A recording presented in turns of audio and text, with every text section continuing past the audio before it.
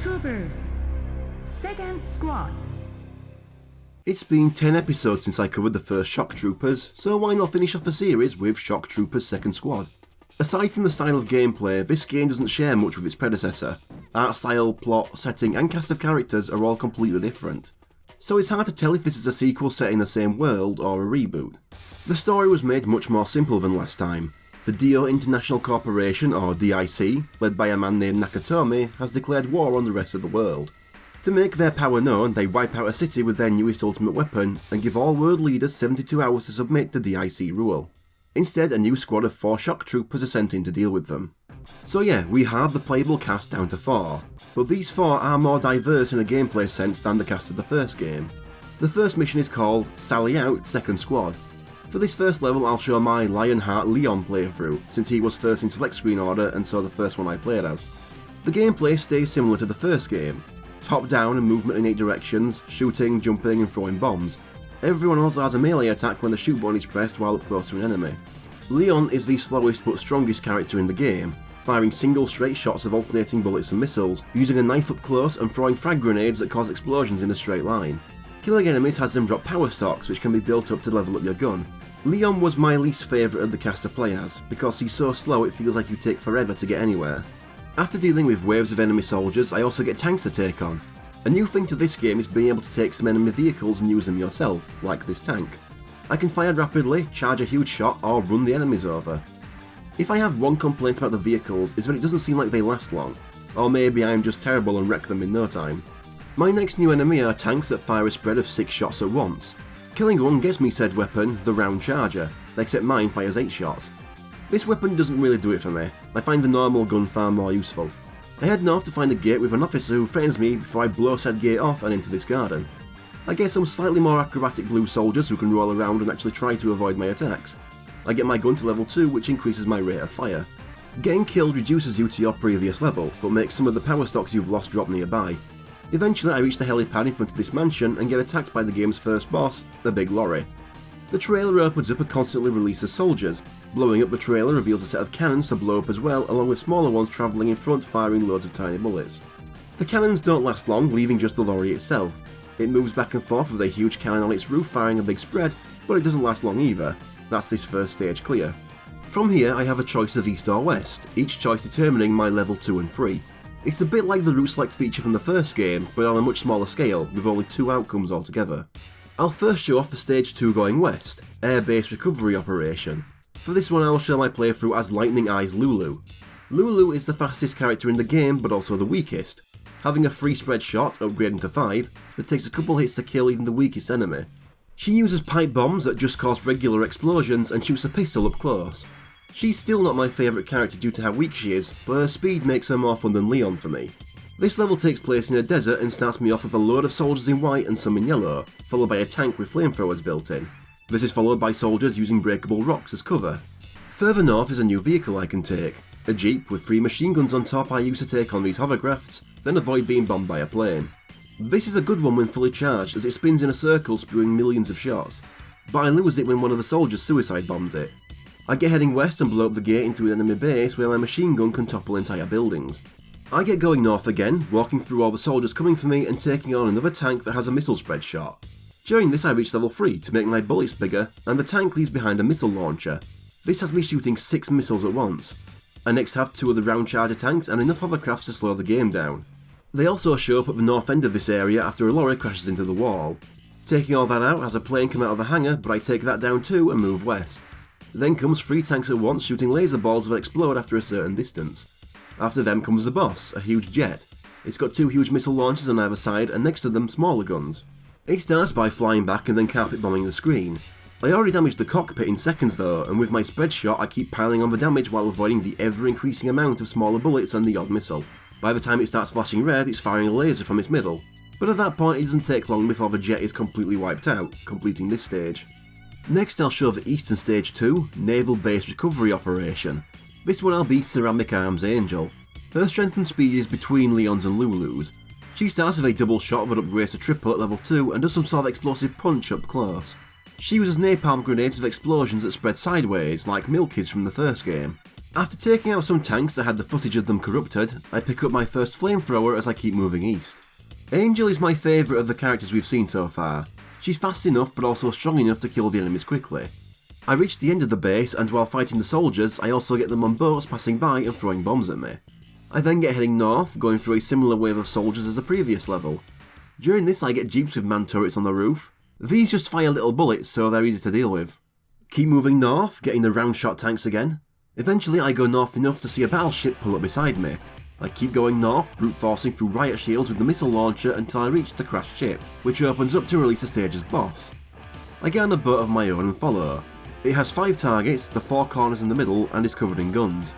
Out of the top it will fire off little propellers and back off the screen until I deal with them. It comes back with 2 Gatling guns on the roof and I take out both of the left targets. The guns fall seconds later. When it gets back in front of me, the Gatling guns are swapped for a big laser cannon as I deal with the right targets. At this point Angel has also reached level 3, which has her shooting 4 shots at once.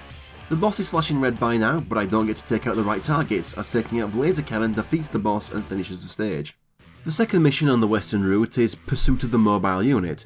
Back to Leon, as only he and Lulu took the western paths when I played. I start on top of the speeding train, taking out the guns and cannons on the train next to me. Once they are done, I jump across the said train and run north up it, gunning down all of the soldiers crammed into such a huge space. While I'm doing this, another train comes up beside me covered in vehicles and turrets. It passes and I keep going north, where there's a man turret I take down quickly. Behind it is another turret and then a tank with flamethrowers. Then behind it is a missile launching tank. At this point I catch up to the train from earlier and blow up all its guns, and then do the same with another one that shows up on the other side. I move back over to clear out the right train of all the soldiers, climbing on board and then move left again to take out 2 jeeps, one firing nets and another firing gas clouds. Taking out more soldiers on the right lets me go north again to take out more tanks blocking the train I'm on. I even get my own tank for taking out more soldiers on the right train with. I then move on to the left train, taking out more jeeps, turrets and soldiers. Back going north and taking on the right train, we get mechs with machine gun arms to deal with. I keep alternating between shooting at the 2 trains until the left one is destroyed. While taking on the right one, an officer destroys my own train, so I jump back onto the one I started with. As the officer mocks me, the boss shows up, another train, which smushes him. It has 4 targets and opens up to fire missiles from the roof. The side targets open to reveal Gatling guns, but I take those out quickly while more turrets on the roof send out smaller bullets. One compartment near the top releases some slow moving fire bombs that move down my own train towards me, but I blow up the entire carriage for the next one to come down. This one has smaller guns and lasers on the side and big cannons on the roof. Once they're gone, a huge missile launcher shows up firing 2 missiles at a time. But eventually I take that one down and reach the front, which has 3 massive cannons in its roof. One is a flamethrower, one fires a full screen line of bombs, and one rapid fires missiles. The sides also open up to try to launch some rockets, but they get shot out easily. Until I run out, I like to use my bombs when the big attacks come out, since the bombs cancel out all enemy projectiles. Soon after I run out, I take it down and finish off a level. A satisfying one being able to cause so much destruction in such a short time and enclosed space. Mission 3 on the east side is Encounter with the Resistance. This time I'll be the last playable character, Ice Brain Toy. I enter the city and get to witness the fleeing civilians. Toy uses a laser gun that increases in size each level. His bomb causes a circular explosion, and up close he tases the enemies with an electric hand. I'd say he's second to Angel in terms of fun. He doesn't have the same drawbacks Leon and Lulu have. I take out the big laser tank at the beginning and keep going east, electrocuting everyone. I get a jeep and keep going, taking on most of the returning enemies now, as most enemies are being introduced. At a certain point, the street gets bombed by passing jets, and I have to go south as rubble is blocking off the east path. It's here that I see one of the officers having fleeing civilians gunned down. So I tase him to death, gaining the boomerang weapon. It can damage twice, once when thrown and then on the way back, but I didn't find it very useful as you can only throw one at a time and they're unarmed until it returns. I keep moving right some more, finding myself surrounded by more rubble. A soldier holding white flags runs by and coming into contact has her reveal herself to be on your side and grant you items. She's in most levels, it's just I didn't have a level playthrough where I got to her until now. Past that I get 2 huge tanks at once, a round shot one and one firing the laser balls. Past them is enough soldiers to slow down the game, an officer I aim for first, and jets passing by and bombing the place. There are mines in the ground here as I focus on blowing up the wall in the back. It lets me go north again once it's down, where I can get a tank while I get bombed from above. A single charge shot takes a massive tank down, and eventually I reach a group of soldiers and an officer threatening a resistance group behind a wall. They are willing to go down fighting, and Toy interrupts and takes the soldiers' attention. This is where the boss fight starts. Helicopters drop down 3 more segments of the machine already here and they connect.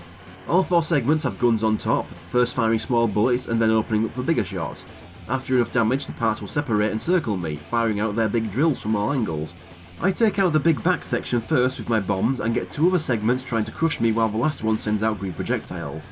I try to focus on the one off to the side, but the one at the top of the screen goes before it. The 2 remaining parts come together again and start firing endless drills and bullets while swaying side to side. After dying and getting my bombs refilled, I get in close to spam them and take the 3rd one out. The last part hangs out in the middle of the screen shooting everywhere until we get a double kill on each other, but only I have continues. At this point the rest of the game is the same regardless of route, so stage 4 is always breaking loose of the occupation forces. Going back to Lulu for this one, I start going northwest and just wiping out the enemy before taking a jeep. I turn northeast and go up a long street taking out a load of different tanks while soldiers keep dropping in. I find the surrendering soldier, but this time she turns out to be an exploding skeleton robot in disguise. After taking out a bunch of tanks and heading straight north, they somehow think riot shields will stop me. At the end I take another tank and get going northwest again to take on another street of tanks. As I get to the point where I turn straight north, many of the tanks aren't even ready yet as we can see the soldiers still trying to get them running. They try the hovercrafts again, doesn't work. At the end of this street I approach a stone wall only for it to explode in my face to reveal 3 cannons. They rapidly fire 4 bullets at once, but I'm at my max weapon level so they don't last. Once they're gone I'm moving east. At the end of this street I scare off a mechanic in front of this gate and take one of the mechs he was working on before I blow the gate open. I walk inside with my rapid shot and charged rocket fist attack against some officers and laser tanks. Once they're gone I go through the gate towards Dio's HQ. I reach the front door and am taunted by President Nakatomi who sets the boss on me. The boss turns out to be the building's front door. There's like a million targets to this thing, many of them hiding guns of varying size behind them. They're also hidden in the shrubbery. I start by spamming my bombs on the front of the building to break down the bottom wall along with taking out a bush. I then go right, taking out the windows and bushes hiding guns there. The main building then reveals a huge laser cannon that aims at me along with sending out many smaller lasers to fill the screen. I just hang out in the top right corner dodging as many bullets as I can and trying to take out both the right hand targets and the cannon. The latter go first and so I focus on the cannon next. I take the cannon out soon after, which ends the boss right there and ends the level. This leads to the final mission, Crush the Ambitions of Dio. We're Angel for this one. Toy only gets shown off in 1 level. It's a shame but there are only 7 levels and one of them had to have 1 less. I start at the building's entrance and after taking out the soldiers here, I go up the escalator. I have a big wave of soldiers and hovercrafts up here before I can take the lift to the next floor. I take out the enemy up here and get myself a mech. I take it south and fight off a wave of hovercrafts at this fountain, then further south to fight off a wave of soldiers and mechs. Wiping these out has the lift show up with more enemies, then taking them out lets me ride it to another floor. I take out a room full of officers on a mine-filled floor and get moving west. I take out more soldiers until I reach another mech and take it north. I take out several riot shield soldiers and a wave by the next lift to ride up to the next floor. I head east until I reach a door marked Keep Out and through it comes a pair of laser tanks, but my new missile launcher destroys those easily. Going east some more takes me to more mechanics to kill and another mech to steal and wreck. I head all the way north, taking out more soldiers and turrets for another lift. This one takes me to President Nakatomi's office. He says we can't win as he's still got an ace up his sleeve. He backs away into the lift and we follow. We pan down a huge nuclear missile to see the president grovelling in front of Dio's true, unnamed leader. He blames the president for the coup's failure and shoots him dead. That's when we show up. With his army eradicated and his dream destroyed, he decides his only option is to burn the world with him using this missile. The missile gets moving and the leader hides inside. This is the game's final boss. He has several compartments that spin around it to stop, open up and shoot. They all store different weapons.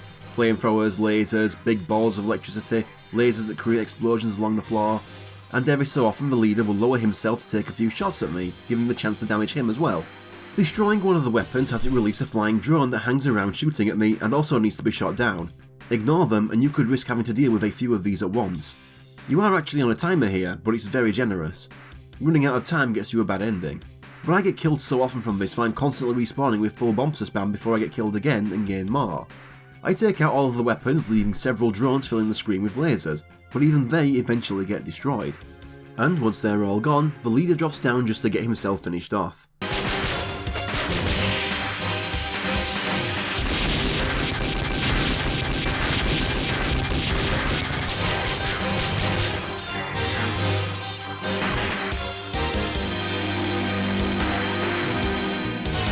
The missile explodes and I get a text scroll telling me what I just explained. Not much of an ending as next is the credits. So I don't think Shock Troopers Second Squad is as good as the first game. A lot of stuff was scaled back like the multiple routes, the ability to cycle characters by lives, the plot.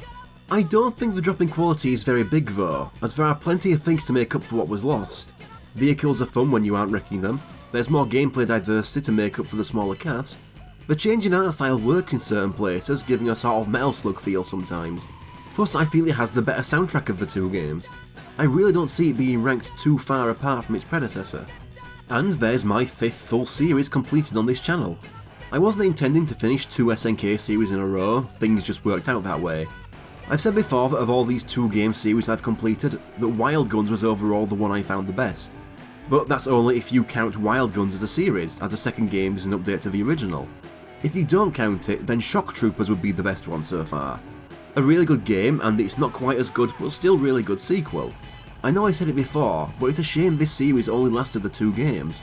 I'd really love to have seen where it would have gone if it had wound up with Metal Slug longevity. Comparing series I've covered so far from SNK, based on just what I've played so far, I have to wonder how Sengoku made it to 3 games while this series couldn't.